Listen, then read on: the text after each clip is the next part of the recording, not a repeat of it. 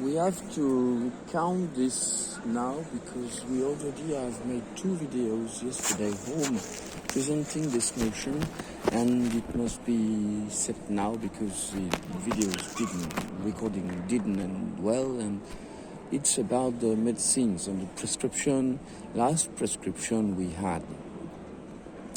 So yesterday we showed the medicine boxes and we got angry because recounting we realized the plot as the prescription is divided into one prescription which relates to the institution and the other on the same page which relates to the practice of the private doctor who wanted to give us something extra. So the prescription is, I'm going to list, the prescription is comprised of lithium. The dosage are really, really strong. Lithium, haloperidol, also valproate sodium, also depakine, which is the same or different kind than valproate, and also Abilify, of course, and also there was another one, and the correction for this, which gives so much dead weight to your body you cannot move anymore, and so on. And there was another one, which was that. Anyway, the first 2, lithium, is given to someone who has bipolarity regulation issues and nothing more.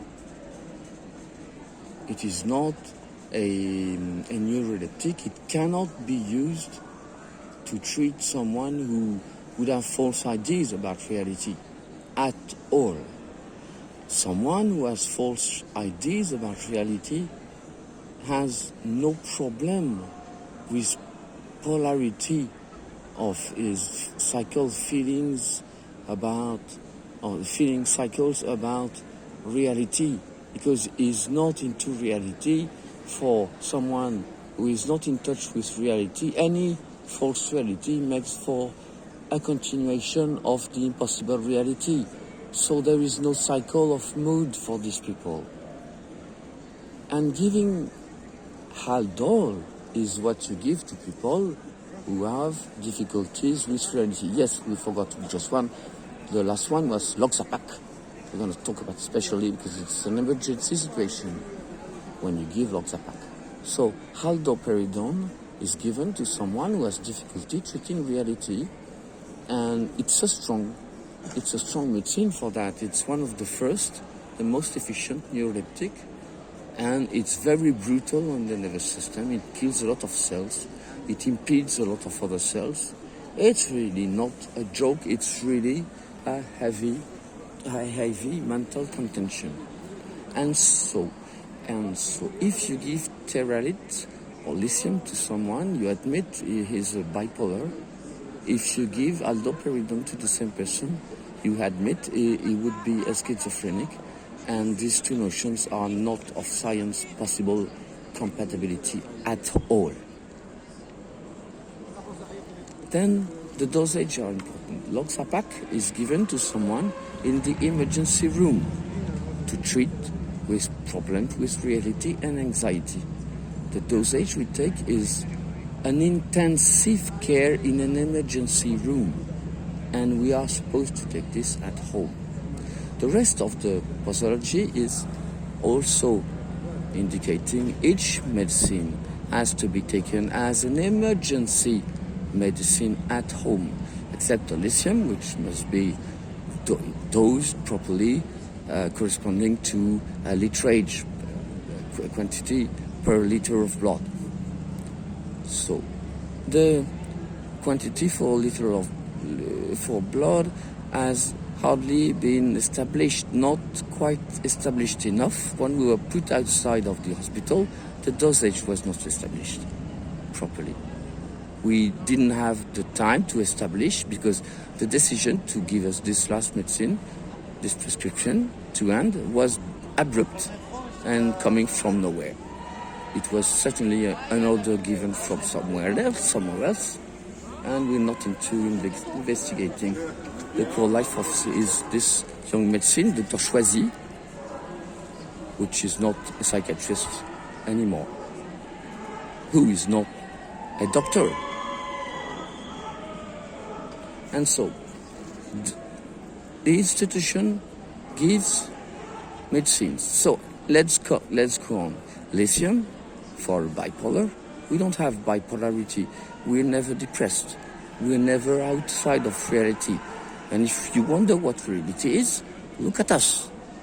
And see, you cannot face reality precisely. That's what human cannot do. And look at us, you cannot, okay? So keep calm. We are your reality, so you don't call us a pole. Because if you want a pole, we do them on a pole, and you don't like this. Okay? In this world, there is only a duality, you and us. And the question for now is to regulate not us, you. Okay? And we're not prescribing medicines for torture. Okay? But you do. So then, valproate sodium is really great because it kills your heart quite rapidly, a few years, and your heart is completely wrecked. All right? Then Depakine is great tool to help you transmit all the bad genes. It activates the mechanism to select exclusively the poor bad genes at transmission so that your progenitor be handicapped. This is known. The doctor, young doctor, formed to these questions, does this on purpose, for the purpose, in case we would have liked, as we expressed, we were in love at the time, reason why we had lost some weight.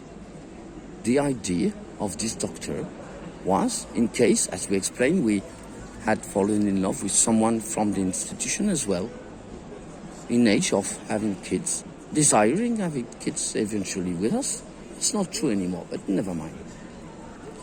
And so it chose, last minute, to give us this treatment, to make sure our baby would be gravely handicapped, malformed, and so on.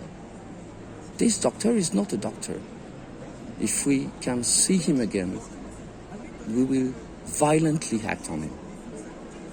Personally, break his glasses.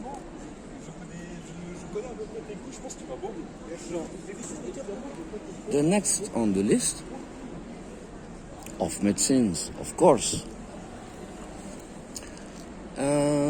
was Loxapac. Loxapac you really only give at the emergency room. If you give emergency medicines or emergency pathology to people at home, over and over time again, what happens when a real emergency occurs? You don't realize they handle anything, and really anything. Hey, hold up, okay? Give me your pen. I do a gun, I kill the man. This is emergency. And you don't know how ready we are, for we live in this mess at home for the entire adult life now. And so, you help us getting better? Right. You give us the right to kill you. To kill you of death, like we do in the movies, you know, and walk free after that, you know. And we do not do this. And now we can. And it's not a possibility of acting out of the law. It's a possibility to act. And the law doesn't exist for us anymore. Oh, try us, come control us. You have no motive. From there, you cannot control us. You cannot find the 1 gram of weed we have. You cannot arrest us. If we kill the Dr. Choisy, you will know it's us. But the file is not public. What will you do?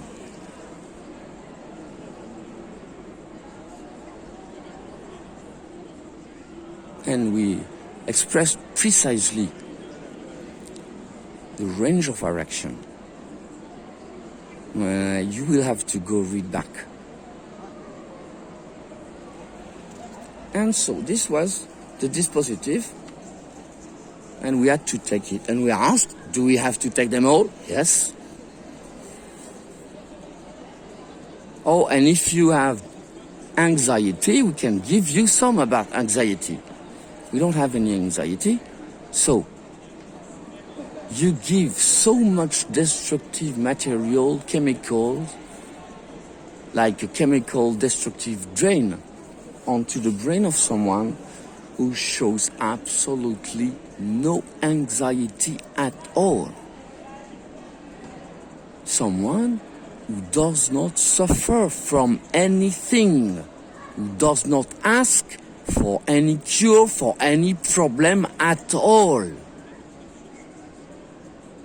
The fact this does not comprise, this prescription does not comprise anxiety medication, signs the will to destroy this brain.